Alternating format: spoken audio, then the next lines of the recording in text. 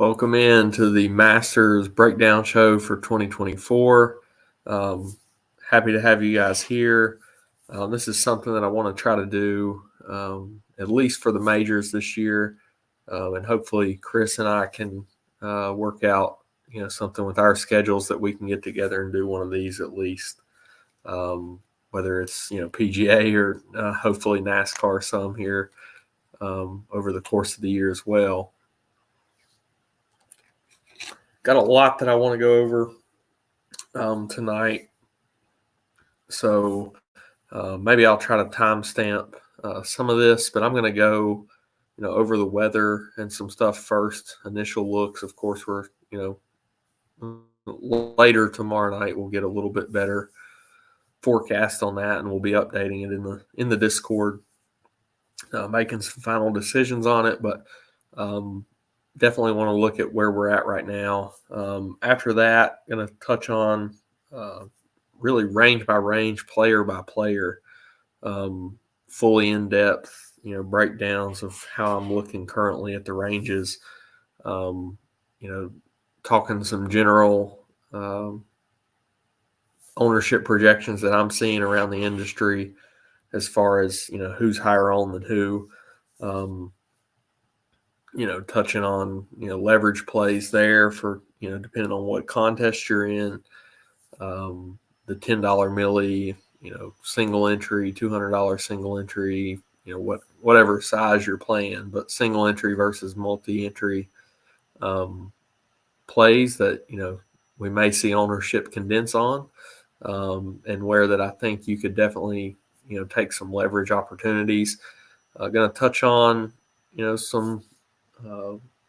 some of that, and then we'll get into maybe playing around with a few lineup builds, and then we'll also touch on the top bets. So kind of going to do everything into one. I was going to do two shows, but schedule didn't really work out there, and I wanted to get this one out where there's at least tomorrow to rewatch. But if you guys have not joined us over in the Discord, be sure to do so. Grab a copy of our cheat sheet. The links are all in the description of this video.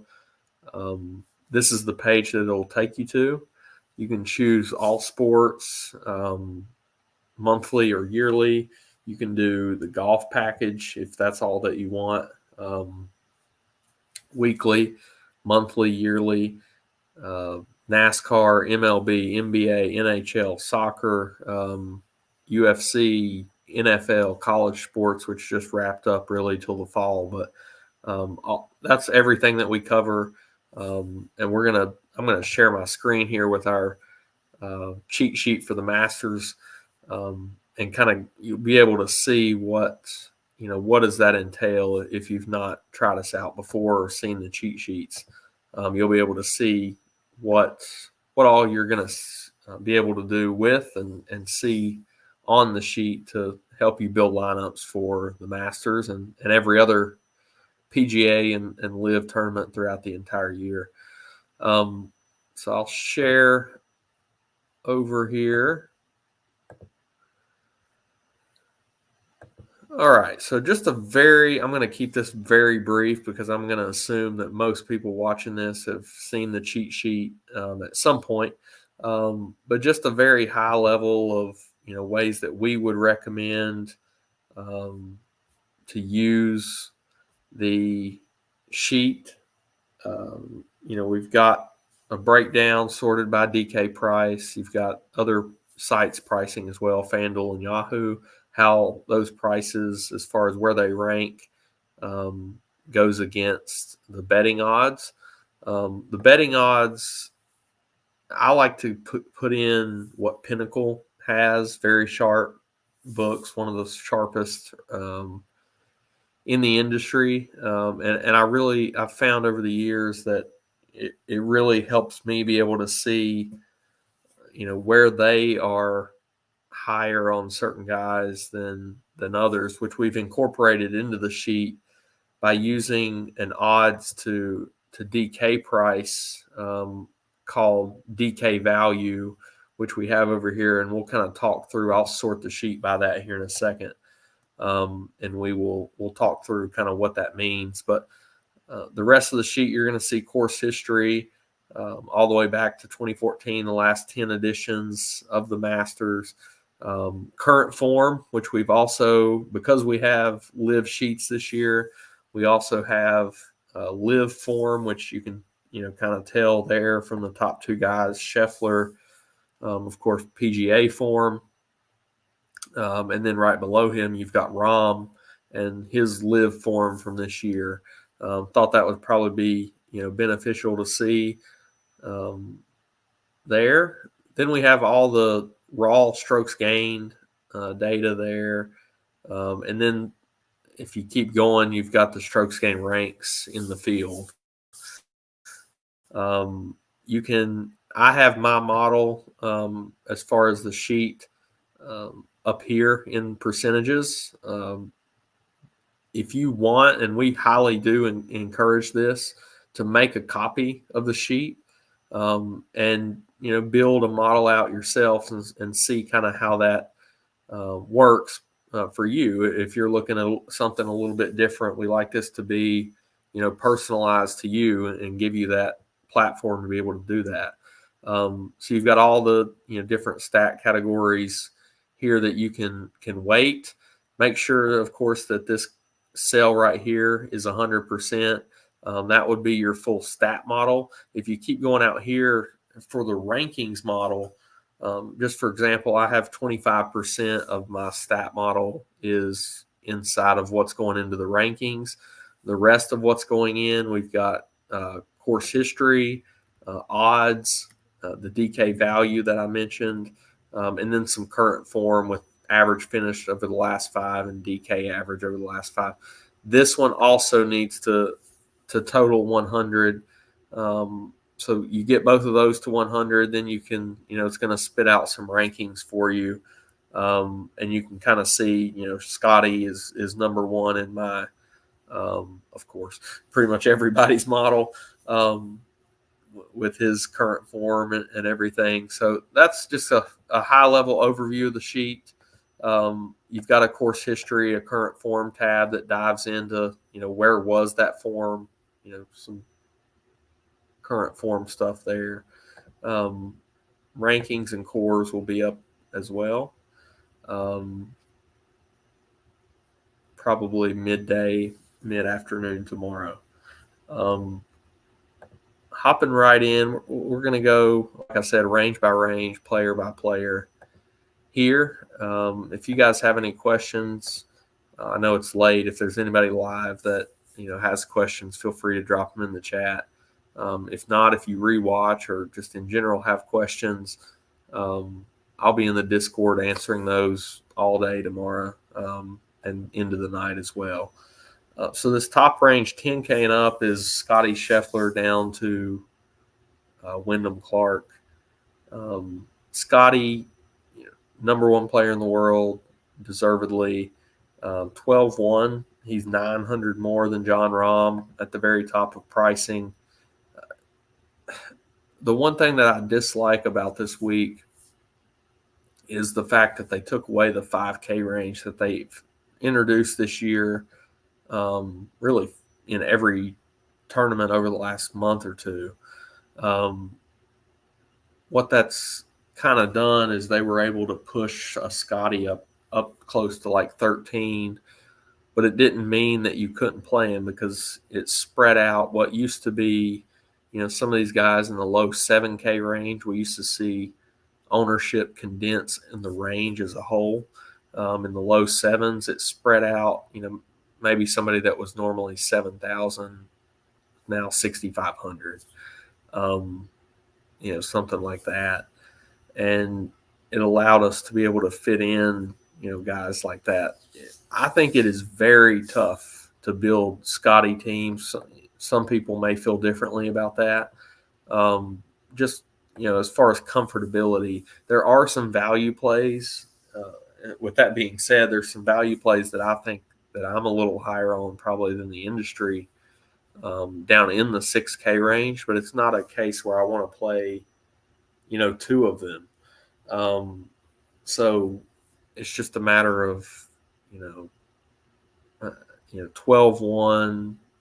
What does he need to do for you? He's going to definitely need like a top 3. Does he need to win? I mean, obviously you would want him to win, but it all depends on what the rest of this range does, really. If the rest of this range finishes behind him, I think you can get away with him not winning. But if a John Rahm or Brooks Koepka wins this tournament, I think it's going to be hard for Scotty to be on the optimal. So that what that does is kind of open up some fade opportunities. Not that it's something that I'm going to do as far as a whole, but I think it keeps me from wanting to go 100% Scotty Scheffler. Um, you know, maybe I back that down to a little over the field or something. Which if we talk about ownership projections, he's right around double. I mean, we're probably looking 25 to 35 is what the range that I'm seeing. That's about double everybody else 10K and above. I really like the prospects of John Rahm here, 11-2. I mean, if you look at his live form, I mean, of course, the defending champion here, but he's been top 8 in all 5 tournaments since he's went to live. Hasn't broke through with a win, but overall just been really good. I think at 11-2, I think he gives you enough of a discount. I mean, that's the difference between a $6,500 and a $7,400 golfer. I think that's pretty big. And if half the ownership, I think that's also relevant. So I think it looks to me, other than the next 3 there in pricing, Rahm, Rory, and Brooks are all going to be very similar, in that 15 pushing, upper teens to 20 range of ownership. And for me, if I'm ranking those guys, it's Rahm, Brooks, Rory for me. I think I'll probably end up Xing out Clark. He's been playing really well. I don't know a debutante 10K. I don't think I can do that. Not with the rest of these guys here in this range. So Scotty and Rahm, definitely the top 2 for me here. Brooks would be right behind them. And we'll talk about, maybe this is a good time to pause and talk about weather as we see, who's in what wave. This entire upper range is in the morning, before 11 o'clock teeing off, except for above 9K, you're looking at 3 guys that don't go off before 11, and that's Brooks, Spieth, and Ludwig Oberg, or Aubert. And if we look at this weather, I've looked at a couple different places, Wind Finder for the wind, but I've looked at the government weather forecast for Augusta as well, and I'll switch over to that here in a second. But if you just look at this, it looks like showers and thunderstorms until noon Thursday. Massive winds all day, 15 to 20, sustained all day long, even after the rain stops. Gust of 40, backs off into the mid 30s later in the day. It's brutal conditions, and I've heard some talk around the industry of, well, what if these guys play through rain in the morning? This can go multiple ways, and I think it opens up, a case to be made for stacking both waves. I don't think it's going to be a definitive one way or the other, because we don't know if there's going to be a delay. And if there is a delay, let's just say the entire morning is pushed on Thursday. Well, that morning wave is more than likely still going to get out there in the afternoon on Thursday. And if that happens, they're going to play in that 15 to 20 sustained with 30, 35 to 40 mile an hour gusts in the afternoon. A wet golf course, but maybe dried out some by the sub air. That's not good conditions Thursday afternoon. So my personal opinion as of now is that it does get delayed. If it doesn't get delayed and they have to play in rain and those 15 to 20 sustained with 40 mile an hour gusts, that's even worse. So either way, this morning wave is, I don't think, going to get good conditions at all on Thursday. If you think of the PM wave, if we, play with no weather delay on Thursday, PM's definitely got it better because they're not playing in rain. They're still going to have similar winds, maybe slightly less gust, but it looks like slightly higher sustained, but no rain to deal with. So that's a little easier. Overall, conditions aren't going to be easy for anybody who plays Thursday. But let's just go back to what I was talking about, that if we get the delay and the morning wave plays Thursday afternoon, let's just say they start around 1, they tee off, everybody's going to get close to teeing off still, because they'll probably even tee off if they're only going to play a few holes. But if you've got to play your entire round in that, I don't love it. If we zoom in or zoom out a little bit and go to Friday morning, no rain in the forecast for Friday. Definitely some gusty winds in the mid 20s, 12 to 15 sustained in the morning, jumps up a little bit, but not a whole lot, just kind of dries out more as you go on Friday. So, what does that overall mean? If we get that delay, the PM tee times are going to tee off. Most of their round is going to be Friday morning. And if that's the case, that's a little bit better conditions than what we're going to see Thursday afternoon. And that would be for round 1. They're going to probably end up playing all day Friday. The PM guys would, and then the AM tee times are going to play Thursday afternoon and then Friday afternoon as well.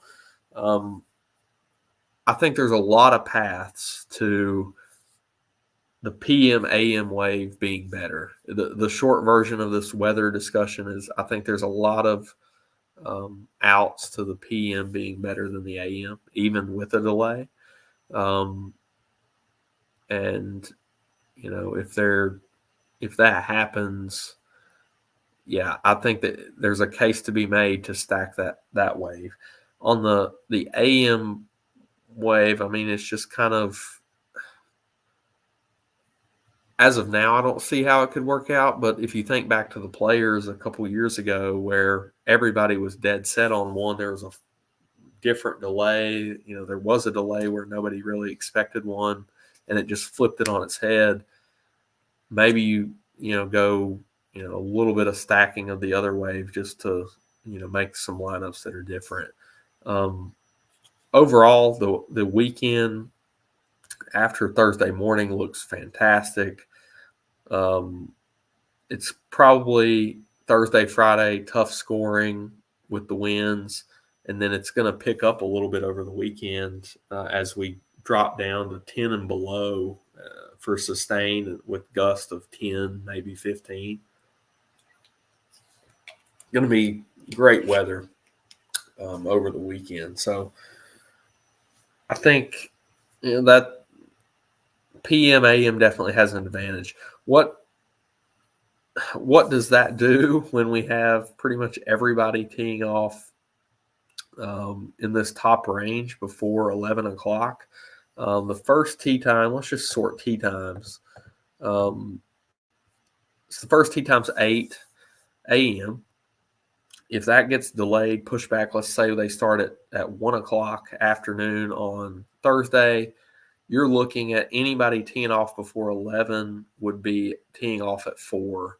And then, if you're teeing off one of these late tee times, like a Brooks, who is teeing off at 1:36, you're looking at 5.5 hours, 6:30. You're going to tee off and play like 3 holes on Thursday if there's that kind of delay. I think that's kind of I think it's a benefit for sure.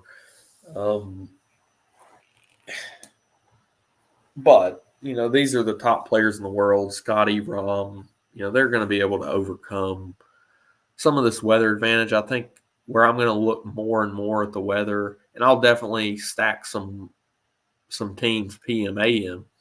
But on value plays, I might use that more as a tiebreaker between a couple guys to get heavier exposure on people who are going off late. But just for example, like Rahm, if they push it back to 1:00 start time on Thursday, and let's just say he's going to tee off at 3:30. He'll get most all of his round in. Anybody before 11 is going to get most of their round in. They're going to play probably 13, 14 holes at least on Thursday, and then they'll finish up the rest on Friday morning. I would just rather not play as many holes as possible on Thursday. So that's kind of the top range. Back to pricing, that's the top range for me. It's Scotty, but I do like the price discount. For me, Jon Rahm would be the number one overall play in this range. And then you've got Brooks, who I really like, and Scotty up there as well. I will more than likely be off Rory and Wyndham Clark. Already talked about Clark, but Rory, he's played decent, nothing special. Last week he was third.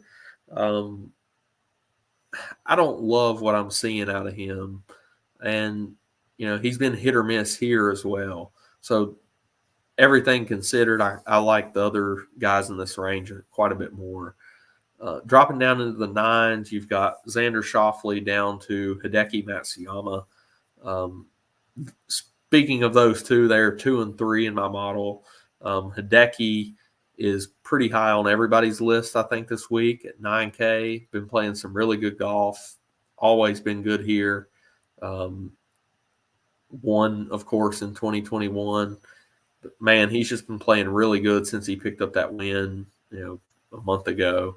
And you'll notice he's getting a lot of love on Pinnacle, out of these top guys. If you look at our DK value ranking, he's the top one in this 9K and above range as far as where he's at of odds versus price. So again, what that is it's looking, where do they rank in odds in the field and where do they rank in DK price, and it's comparing the two, and the disparity is the value number, and then we've got that ranked here. So just for example, and we'll talk about these guys more in detail when we get to the bottom, but Denny McCarthy and Austin Eckroat rank 1 and 2 as Eckroat or McCarthy is number 40 in odds, but he's number 74 in DK price in the field.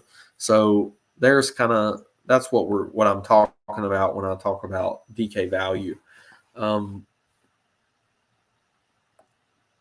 Back to Xander and Hideki, both rate out as really good plays. Joaquin Niemann is in this range as well. He has improved every year at Augusta. I think that's, to me, a little more important than even what he's been doing on Live, which includes 2 wins to start the year, 4 top 10s. And, I think at 9,600, I think that's a fair price for him. And I don't know, I'm having a hard time understanding what his ownership is going to be. You've got the camp that thinks he's way overpriced, bad play, plays on Live, whatever. Uh, but you've also got the camp that understands, that he's playing good golf in general. And like I just said, he's improved here every year. Um, I think he settles in between 15 and 20 somewhere, which I'm fine getting exposure to. Same kind of with Xander. He'll probably push into the 20s, I would assume. Hideki probably going to push 20 as well. So all three of those guys I expect to be right there in the similar range. If I had to rank them as of now, it would be Hideki, Neiman, Xander. Of those three, the rest of this 9K range, I think they're also all going to come in pretty similar, between 5 and let's say 13%. And I think you could definitely take some shots in this range, but it's not my favorite. You've got Victor Hovland, who there's so many question marks about his short game.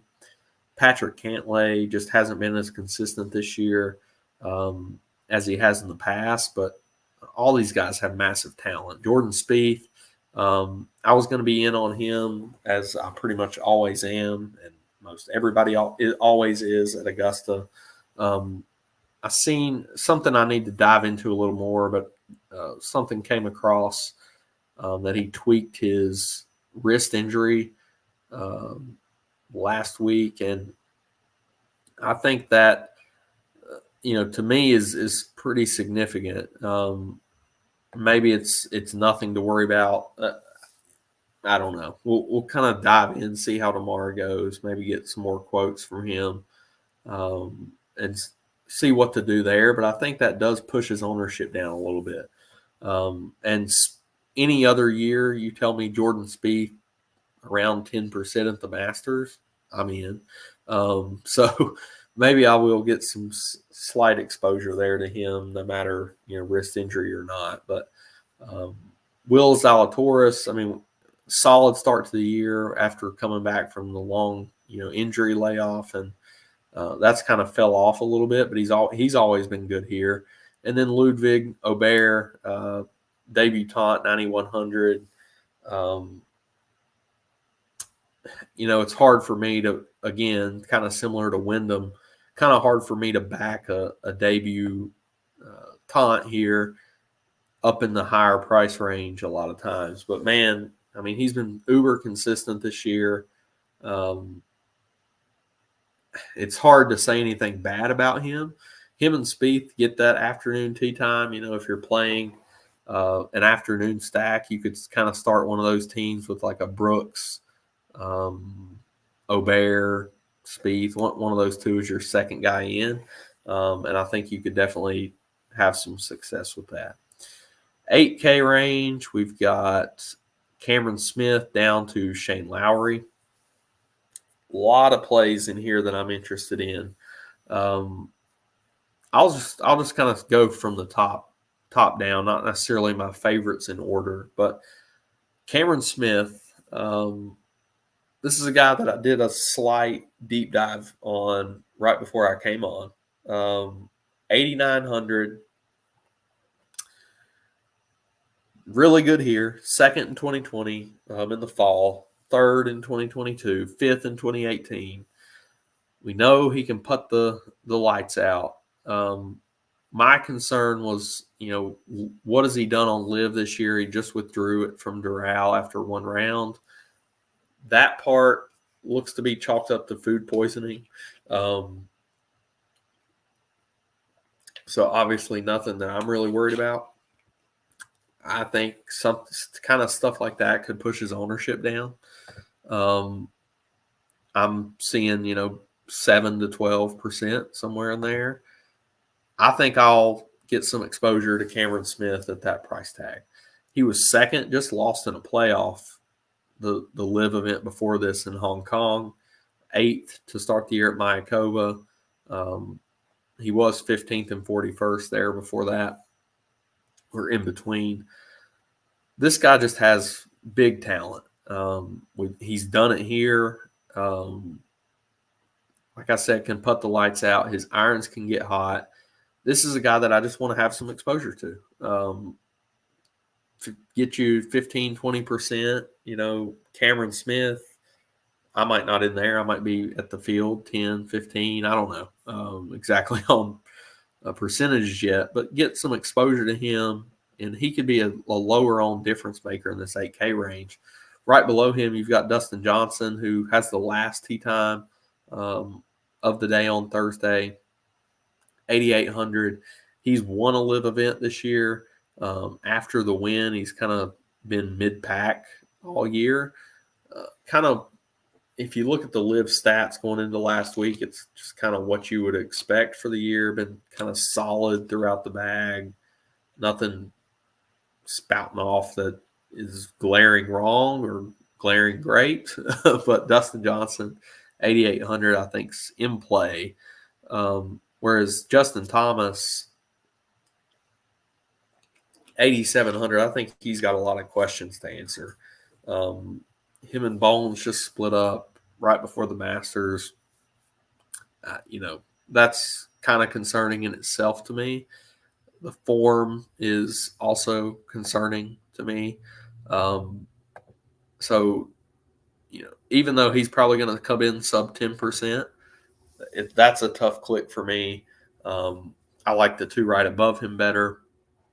And the two right below him, I like a lot better. Tony Finau, coming off a second place finish, 8,600. He has been lights out tee to green this year. Cannot putt. He has been good here, as we know. 3 top 10s, a top 5. Made the cut in every edition he's played since 2018. I think he's very in play. Cameron Young, same situation, very good tee to green. Can he putt? Last year, very solid here, 7th. I think this course suits exactly his skill set. I just realized I'm not sharing. I'm still sharing the win tab. So back to the sheet. So Tony Finau and Cameron Young, I think similar skill sets, similar plays to me. Very, very much in play. If you look at ownership, I think this entire range stays 15% or below. I think that's very enticing to me. Cameron Young, Tony Finau, right in that range, 10 to 15. Lots of interest for me. Colin Morikawa, Max Homa, I kind of view them as similar in that I don't love them here. Homa or Morikawa has been 5th and 10th the last 2 years, but his form is just not there. And then Homa has struggled here in every edition that he's played over the last 4 years, and his spectacular or anything. So I'll probably be off of them, even though they are in that afternoon. Bryson, if you look at his course form, same situation as Homa, really. Just never played good here, never figured it out. His form on live is solid, which may drag some people in. I don't know. But for me, it's hard to play a guy like Bryson who's never shown the ability to consistently hit irons off of these slopey fairways. The big thing with him a few years ago was the no green reading books. And, I just don't think I can get there. But, he has been in some solid form over on live. Sam Burns, form has fallen off recently and, has never been spectacular here. So more than likely won't be on him. But Shane Lowry, 8K, solid history here over the last 4 years. Really, really good form over this entire year. I think he is very in play. So if you look at this, summarize this 8K range, I think overall I would probably rank them as of right now. And again, I'm going to have my full ranks up, initial ones right after the show, and then I'll have them finalized and updated tomorrow. But as of now, I think my initial ranks are going to be Shane Lowry in this 8K range. Shane Lowry, Tony Finau, Cameron Young, Cameron Smith, Dustin Johnson will probably be the direction that I look at going there. Moving down into, and if you look, we'll touch on that DK value rank. Nobody really popping big in this range, but Finau and Bryson are getting a little bit of love over on Pinnacle. Upper 7K range, I'll just kind of lump that in, and then we'll go down. Upper 7 starts with Matt Fitzpatrick, who's getting a lot of love in the betting market there. 37-1 on Pinnacle. Down to Tommy Fleetwood, who is in that last group there, off as well. Fitzpatrick, has been solid here last couple of years, 2 straight top 15s. Has turned the corner on form. If you look at his start to the year, was not very good. The last couple weeks, he's really started putting. Has been a big carrier from the players in Valero, but still positive. Positive big on approach and off the tee at the players. Kind of flat ball striking at Valero, but putted great around the greens, was good. And like I said, history here has been solid over the last couple years too. Definitely in play. I'm a little undecided. I'm worried that the betting line is going to push his ownership up. Among a few other things, I'm seeing some talk about him around the industry. If this is going to be an upper teens owned Matt Fitzpatrick, I don't think I'll go there. If he's going to be 15 or less, then I've got a decision come tomorrow. So we'll kind of see how that goes. The other guy in this range that's going to get big ownership is Sahith. I'm still very torn on him as well. Overall, I don't love a chalky Sahith. He's very volatile. He could go out here and finish top 3, and he could miss the cut. That's kind of the range of outcomes for him, and it's tough. It really is tough. When you look at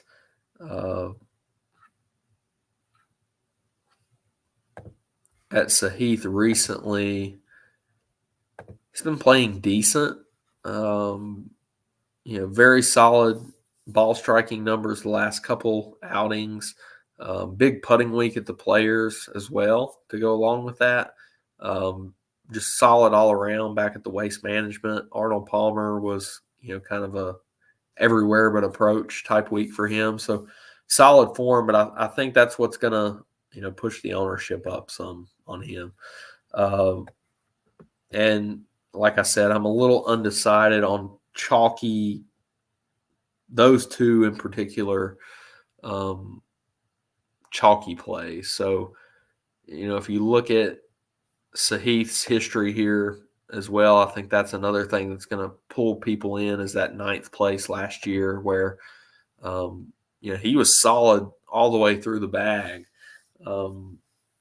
last year at Augusta. And like I said, I think that'll pull some people in. He suits the course. If you're going to play him, get different. He is in that afternoon wave. He rates out really well for me in my model. I'll probably have to end up getting some exposure and not let like what is he going to be, 15 to 20, probably in that range. As of now, it's not like a stance I want to get way overweight on, though. One that I'm interested in, but I'm also a little torn on, is Terrell Hatton. Moved over to Live. been solid, 8th, 12th, 15th, 21st, 4th at Doral. If you look at the live stats that came out last week, which was before Doral, long irons for him was some of the best on their tour. I think that translates well here. He has never been a big fan of Augusta National. Is the downside. Best finish was 18th in 7 tries at Augusta. Um, I think that's a concern for me that keeps him kind of on the fringes of being, a guy that I want to get overweight on. But I think he's definitely, in play for tournaments at, an ownership number that I think will be doable, probably, between 5 and 10%. So I want to get a little bit of exposure to that and hope that the long iron play that I'm seeing will carry in. Sung J M, just not a fan of his form. His history here has been really good. Man, he was abysmal around and on the greens at the Valspar. Hasn't been good with his irons in a long time. I just can't see playing him here. He does have, like I said, good history, but not something that I'm going after. The other two at 7,500, Corey Connors, Tommy Fleetwood, both are in play for me. Corey Connors been playing consistent golf, recently. 3 top 10s here in the last 4 years. I think he's got a lot of upside. And Tommy Fleetwood been playing some good golf as well. If you look at, his recent form, he's got a 7th at the Valero where he really turned things around on approach. He had struggled at the Players a little bit with his irons and at the Arnold Palmer when he missed the cut. But he turned things around and gained, 8 strokes ball striking at the Valero, lost on the greens.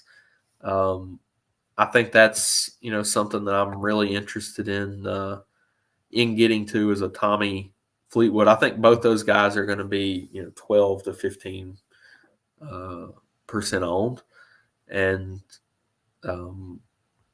definitely have some interest in them. If you look back, at the last few years at Augusta for Tommy, he's kind of been, flat on with his irons, been pretty good off the tee.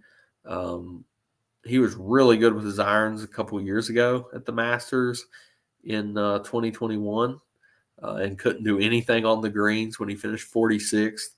Not anything that's jumping off the page as far as history here.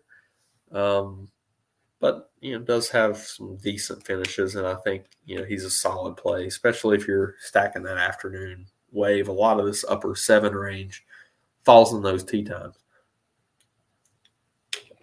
Connors, big upside. We've already seen it here with 3 top 10s in a row there from 2020 to 22. So like him as well. Lower 7K, Patrick and Minwoo Lee. Patrick Reed, good history here. From the time that he won in 2018, he's got 3 top 10s after that and no missed cuts. I think he's one of those guys that I always think, gets up for the big moments. 9th last week at Doral after he struggled to start the year on Live. I think that's interesting that he, showed up on a big boy golf course, which makes sense to me. So I think you could play him. He's not one of my favorite options in this range. I think there's some other guys that I would probably like better. If you look at ownership, he's probably in that 7-8% range.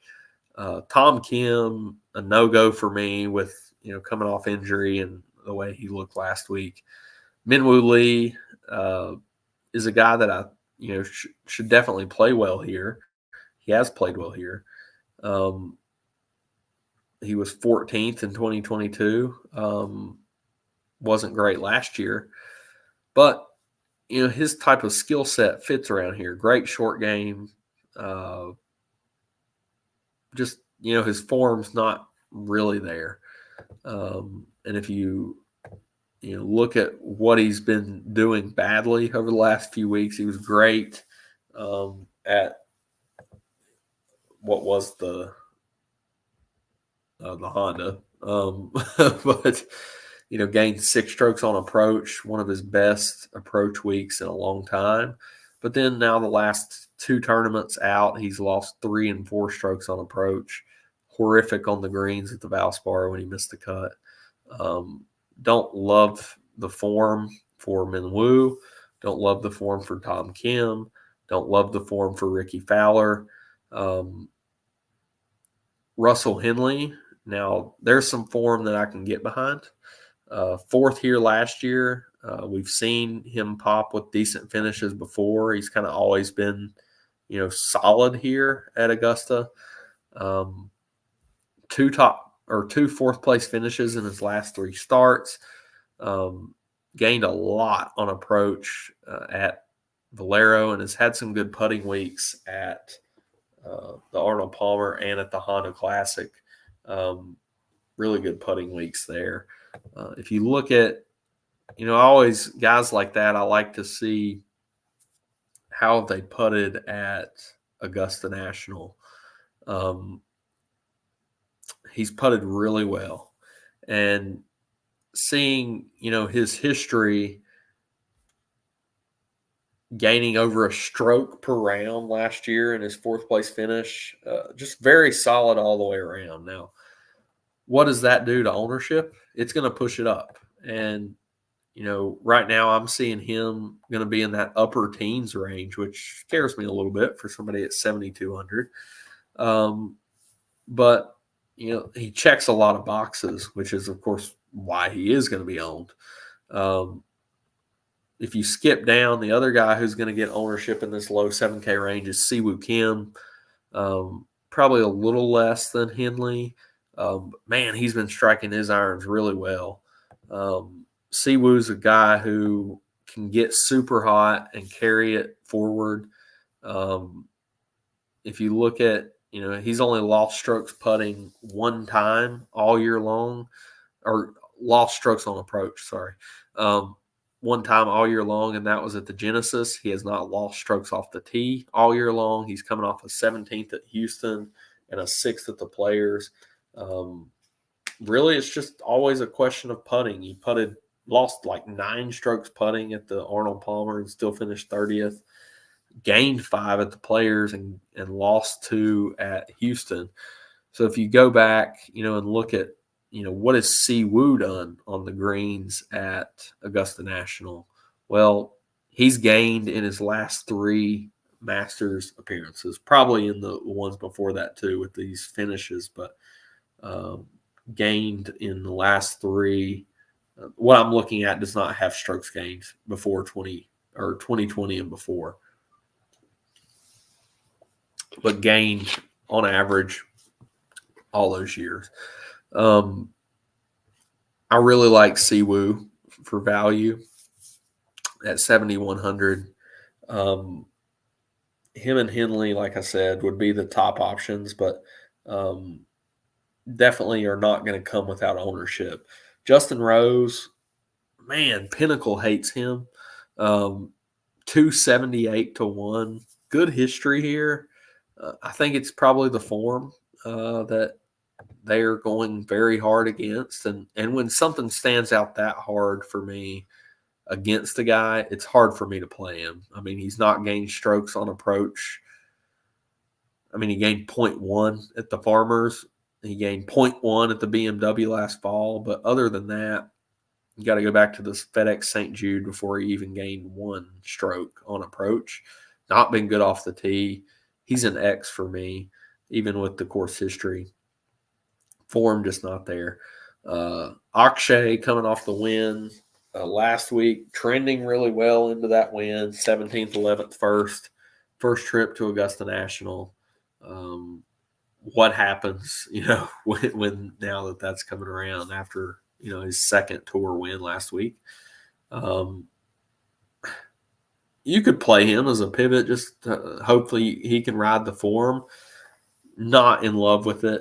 Similar to me that I'm not in love with Adam Scott, who I think is going to get a little bit of ownership. Let me see what I'm kind of seeing there on Scott.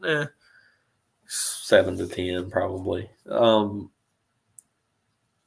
I do not love what I see out of Scott. He's gaining everything putting, and I've seen this before with him, where he starts getting in this stretch where his irons aren't firing and he gains everything putting. It's going to blow the fuse at some point. Um, you know, I could it be this week? Maybe, maybe not. But those are not the kind of guys that I want to ride that are just hot with the putter.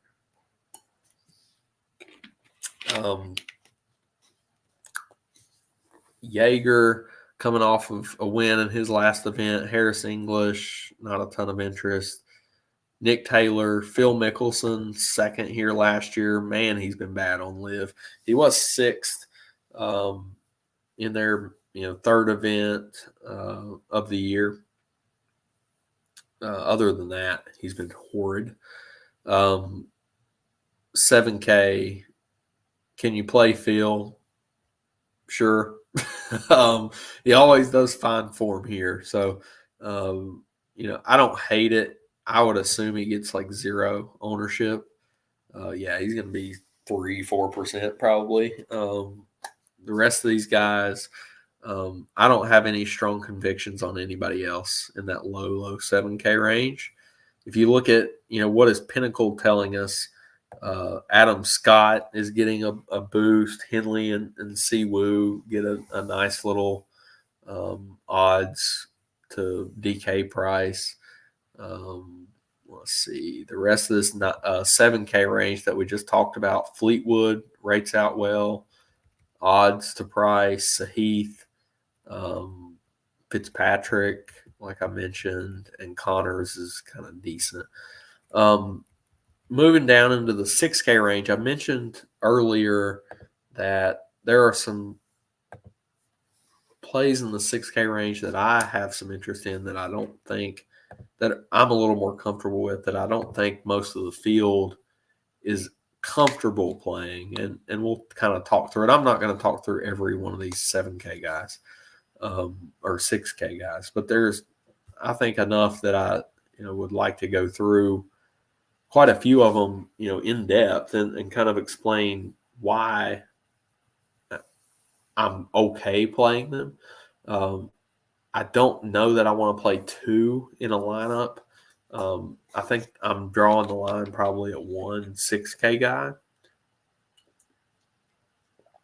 But I don't think it's the worst thing. A lot of people on a week like this try not to do that at all and finish maybe in that 7K range. So it does get you different. But all right, let's jump into the players. So first guy that I come to that I kind of stop on is Sergio. Coming off a second last week. He was second at Mayakoba to start the year in a playoff as well on live. Playing really well on live. He's not played well here since he won in 2017, really. Is he in play? He's 6,800. His DK price to odds rates out 7th in the field. That's telling us something. The sportsbook or Pinnacle likes him. So I think he's in play. We'll put it at that. Does he get some ownership because he's playing pretty well on live? I don't think so. I think he's going to be 5% owned. This entire 6K range, there's really like one guy or maybe a couple that are going to get ownership pushing to 10% maybe. But most everybody's going to stay max 5 to 6%, except for Denny McCarthy. And Sergio, I don't think will be an exception to that. So The next guy is Tiger. I do want to touch on this because if there's anywhere on the planet to play Tiger Woods for the rest of his career, it's Augusta National. Um, everybody knows he withdrew at Riviera. Wasn't because of injury.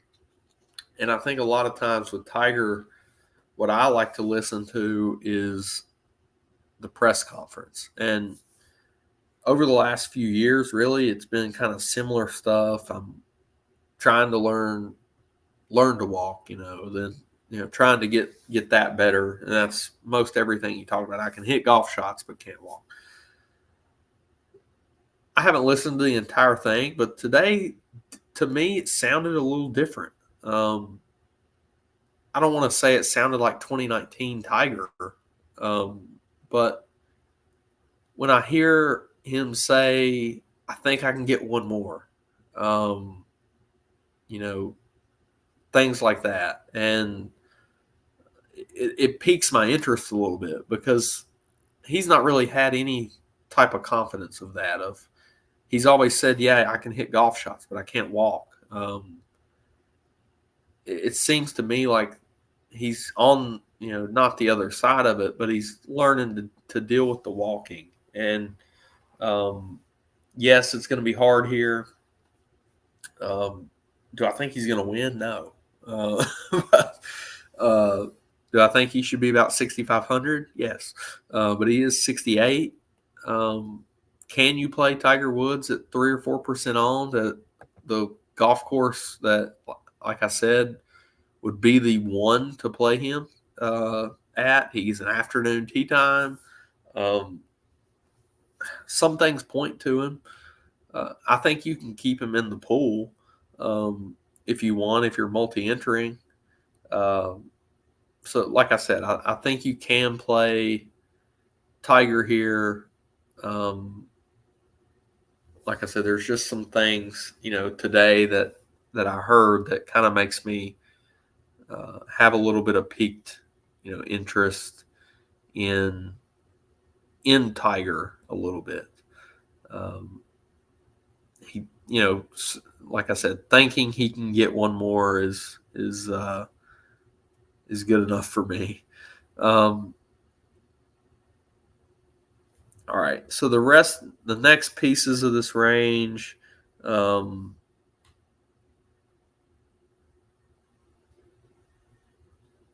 sorry, reading something.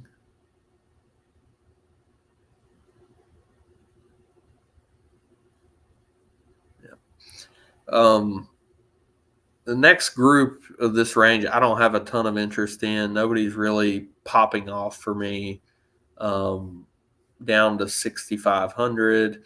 I will say Keegan rates out decently as far as his odds. Ben On rates out third in the field in that.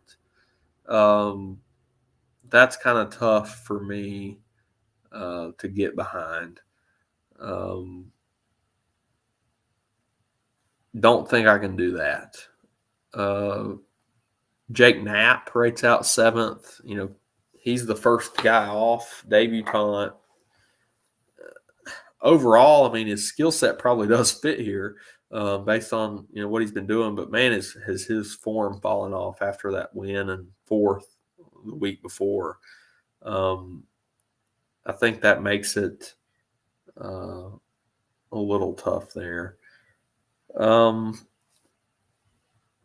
next kind of group that I'll touch on is this 64 and 63, let's just say 62 to 6,400 range. I think I have 5 guys highlighted right now that I think you could keep in your player pool and play at the Masters this week. Starts for me with Austin Eckroat. Yes, he's not getting the best tee time. He's off very early. He's going to play all of his round, even if there's a delay on Thursday. So it's not like, I'm saying come down here and lock this guy in. But Eckroat, all right, from an odds, a lot of things check the box for me. Odds to price, number 2 in the field, only behind Denny McCarthy. Yes, he's a debutant, but what does Austin Eckroat do well? He stripes his irons. He has gained at least 3 strokes on approach in his last 5 tournaments. And, of course, won at the Honda.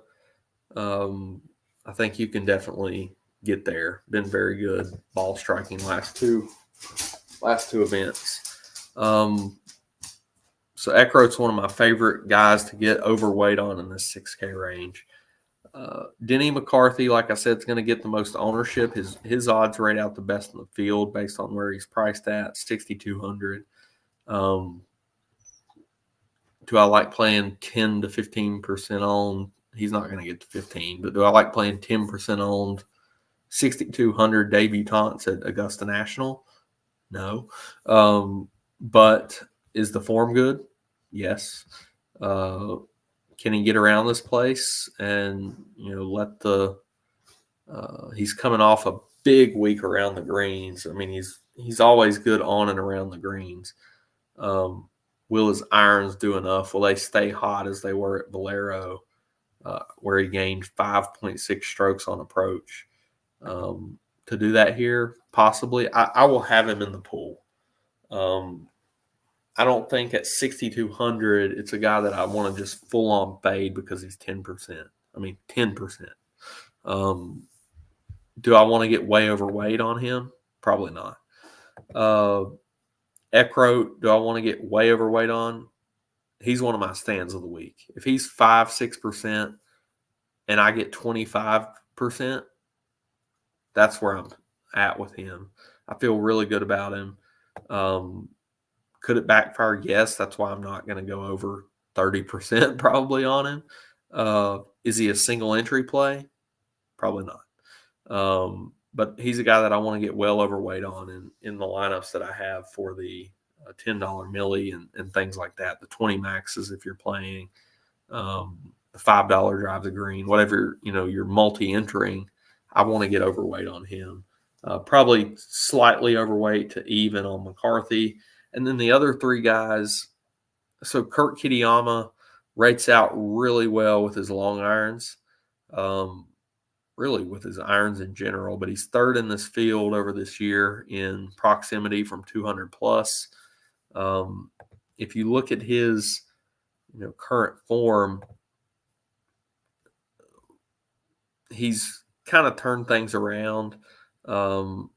He's been solid all year, just not really popped with any high-end finishes, but the ball striking's been there the last 2 events. Houston and the Players have been really good. Ball striking, here he's of course wasn't good here in his debut last year. I think he can build off of just having a little bit of experience and what he's doing with his irons right now. I think that's solid. He's in the afternoon. If you're using that as a tiebreaker, Lucas Glover, 6,300, never been great here. Very solid. I mean, I played him last week. And if you look at, what he's been doing with his irons, again, all these guys down here, the reason that I'm on them is their iron play. If I can get a guy firing with his irons, controlling his ball down here in the value tier, I'll take my chances that he has a middle putting week. But he's gained on approach in Glover in his last 7 starts, 6.6 on approach last week. This is a guy that can get it done with his irons. Solid around the green the last 2 weeks as well. So I like him down there at 63. And then Gary Woodland, 14th here last year. He had horrible history here. He had horrible form before last week. He's probably the guy I feel least confident in. Of course, coming off of a brain surgery over the the off season. Haven't seen a lot out of him, this year, but man, oh man, did he flip the switch at Houston last week with his irons. 8.8 strokes on approach last week. Lost, he's been horrible putting all year, but lost 6 strokes putting last week, 3 at Valspar and 4.5 at the Players. But man, the irons flipped. And if you look at, how has he putted on these greens, let me take a look at that, how he's putted. He's not had good finishes here, of course, but the last year he gained almost 3/4 of a stroke around. 21 he gained 1.5 around and couldn't do anything with his irons. Now 2022 he lost 3 strokes with his putter. I think it's probably going to be hit or miss, as most everything is with Gary. But if he can carry the iron play over, if he found something last week, the price tag's way too cheap. So those 5 guys, I will have all of them in my pool. And what does it allow you to do? So let's just play before we get out of here. I'm going to play with some builds, talk about a couple bets. Like I said, going to kind of do this all in one. Scotty, Eckroat, that leaves us 7,900. If that gets us back into this Siwoo range, so we play 2 value plays there, and then we're back to 8,100. We could pop one of those guys in there in that upper 7s, like a Thagala, Shane Lowry in the low 8s, and then we could get back up with Scotty. I don't know if we could do. Probably can't do like a Scotty Rom. I don't think that's going to. I've not played with builds at all. Yeah, that's not going to work. No Scotty Rom. Again, that just kind of plays into you're going to need Scotty more than likely to finish in the top bit so that one of these other 10K guys don't beat him by winning. Can you play like a Hideki in this build? I think so. Leaves you 77. 2 7K, mid 7K guys, Fleetwood and Fitzpatrick, or Fleetwood and Thagala. I think that's a really good build. Get you 2 studs that could win this tournament in Scotty and Hideki Matsuyama. Get you, 2 middle range guys that can pop for solid weeks in Fleetwood and Thagala or Connors or somebody in that range, and then get you a very consistent. I never thought those words 5 years ago. Never thought those words would come out of my mouth before I said Siwoo Kim. But he has been solid. And then the guy, like he said, take a chance on one of those 6K guys in Austin Eckroat. And I don't think a lot of people are going to do it. I truly don't. I think they're going to go more along the balanced route. But let's just kind of see what the build does if you go to Jon Rahm. Can you play Jon Rahm and Brooks together? Yeah, you can. You can play a Brooks Rahm team, keep those same value pieces, and then you're in the mid 7s where you can play Connors and Fleetwood. Same strategy as I talked about there. You could even go back up to like a Lowry and then drop down and play. I don't know if you could play Henley, but 7,600. You could play Lowry and Henley with that team. A lot of options, but man, that Rahm Brooks build is enticing to me, where you get 2 just studs that could go out and win this tournament versus you're looking at a 2v2 there between Hideki and Scotty, who's probably going to be the more popular combo, versus a Rahm Brooks. So both are good combinations. Ownership discount definitely on number 2 there, and I like that option there. So that's kind of where I'm at. I'll have my cores up tomorrow. Let's talk about some bets. So I'm going to pull up odds checker, just so I can kind of look at a general around the industry as far as lines. All right, so this is in Virginia. It's not really showing me many books for some reason. Let me pull up North Carolina, see if that changes. Nope. Let's do New Jersey. Yeah, got a few more now on New Jersey. So let me share this. We'll talk about some bets here. I'm intrigued by a few at the top. John Rahm at 12-1 is my favorite of the under 20s. If you're going to go take a favorite, for me, it's John Rahm, 12-1. I mean, I think he should be 8 or 9-1. So you're getting 12. Maybe find a boost on one of these books to boost you up to something 14, 15. I don't know if there's anything like that out there, but I really like John Rahm under 20. When you get into the 20 range, for me, and those of you that have been around our Discord for years, this isn't going to surprise you, but Brooks Koepka 20-1 in a major just has me scratching my head. I don't know how I get away from it. 20-1 Brooks Koepka, probably the top overall bet for me. I could personally take both of those guys, maybe a long shot or two, and that'd be my card. Some of the other numbers that I think are intriguing, not that I love the players, but I think Patrick Cantlay at 40 is quite big. Chris is on Joaquin Niemann at 28. I don't hate that at all. I like the way he's playing. Wish the number was a little bigger, but you could argue that that's too high as well. Tony Finau at 40, I think, is a very good number for his form. I mean, if you think about Tony, like I said earlier, it's really just the putting, and the ball striking was off at the Valspar, but other than that, this year, and it bounced right back at Houston.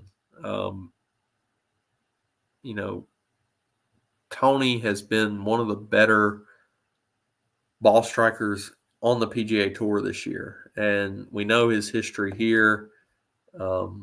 If you look at Tony's putting at Augusta National, it's been decent and better than probably it's been at some other courses in his career. So Tony at 40 is interesting to me. I'll have my final card posted tonight or tomorrow as well. But just kind of touching on numbers that I think are too big. Where was the other one? Cameron Smith and Cameron Young at 55. I think both of those are quite crazy. I mean, you see some disparity on Cam Smith. 55 looks to be available at FanDuel, whereas he's 30-1 on a book like Caesar. So I think, that's quite interesting to me. Cam Young, again, just fits this course. I think both of those are quite interesting. To grab one or both of those. Shane Lowry at 55 is very interesting to me as well, especially, if you got to grind through the first couple of days. Always like Shane in those conditions. As far as winning, I don't love anybody in the 50 to 100 range. If you want to take like an each way bet, Hatton 66-1 is interesting. I would definitely attach an each way from here on up. Any others that I mentioned here?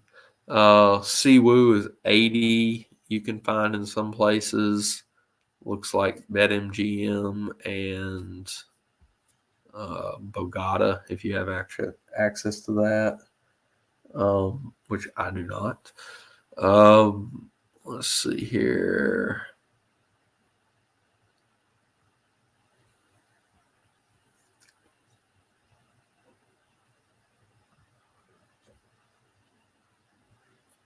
Yeah, you could take something I'm kind of looking at trying to do is get like one of those cheap guys, Eckroat, um, Kitayama, one of those guys who's in this 250 to 1 range, just finding a different um, market to bet them in because, like I said, I don't think they're obviously going to win. Um, could you bet it each way? Yeah. But I think there might be other places that we could um, make better bets on them.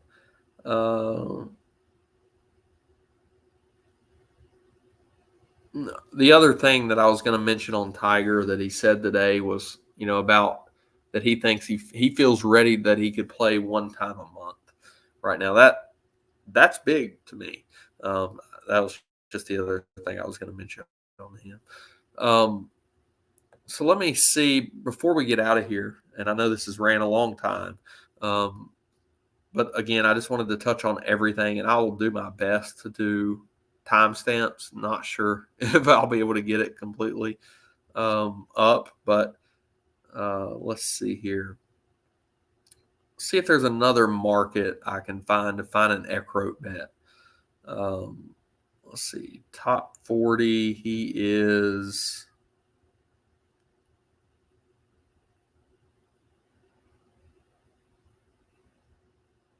Eckroat top 40 is minus 115. Top 30. Let me see if they've got this on odds checker. It doesn't look like it. Looks like they just got winner. Top 5, top 10, top 20.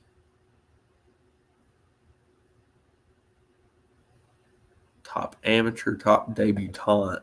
So top debutante, let's see what he is in that market. Eckroat 20 to 1, top debutante. I think that's a fine market. He's really got Wyndham and Aberg. I mean, yeah, one of these other guys could do it, but man, yeah, I think 20 to 1 top debutante on Eckroat is a nice way to go after him because like I said, you've got two guys who are playing good but have never played here. Maybe they have bad weeks, and then I would take my chances on Eckroat against any of the rest of those guys. And you're giving me 20 to 1. I like that. Looks like that's available on 20 is available on BetMGM and Borgata on that market. So I like that. Top debutante, Austin Eckroat.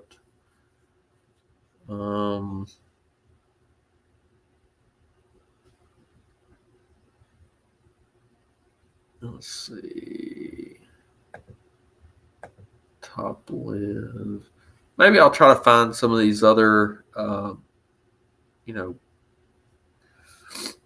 markets that we don't get every week and post one of these out or some of these for you guys as well in the Discord. Top European. That's a lot of people. That's a tough one. Maybe a make the cut, miss the cut parlay, something like that. Yeah, I'll play around with that. Maybe post that out. But for the show, we'll give Eckroat top debutante as my favorite, kind of off the wall type of bet. But Brooks 20, Finau 40, and John Rahm, 12 if you want to go to the top of the board. Cam Smith and Cam Young, 55. Those are my favorite bets of the week. I'll finalize which ones I exactly lock in. The one I'm torn on the most, probably because I don't do this very often, is going all the way up to Rahm. A lot of times I like, take the 20 on Brooks, take the 40, and then 255s, and probably let that be it, and then go to the other markets. That's the way I'm leaning right now, is not going to Rahm at the very top, but it's still in play. I'll kind of mess with the numbers to see if that, makes sense to throw him on with who I would need to cut out. So thanks you guys for joining. I'll have ranks and cores up tomorrow. I'll try to get that early. A lot of times during the year, I get that up, at night on Wednesday, 8, 9 o'clock. I'll try to do my best to get that middle of the day at the latest and fully updated. We'll see if the weather changes tomorrow and update that. Good luck to everybody this week. Like I said, I'll try to get to as many of these as possible throughout the year. If this gets some views, gets some good feedback, maybe I'll start trying to do a short version of this every week, kind of like I do for NASCAR. But we'll see. If not, definitely for the majors, really excited for the calendar we've got this year with Valhalla and Pinehurst for the U.S. Open. So really excited for that. Good luck to everybody. Let's take something big down, 3 million makers out there. Let's bring some of them home. Good luck.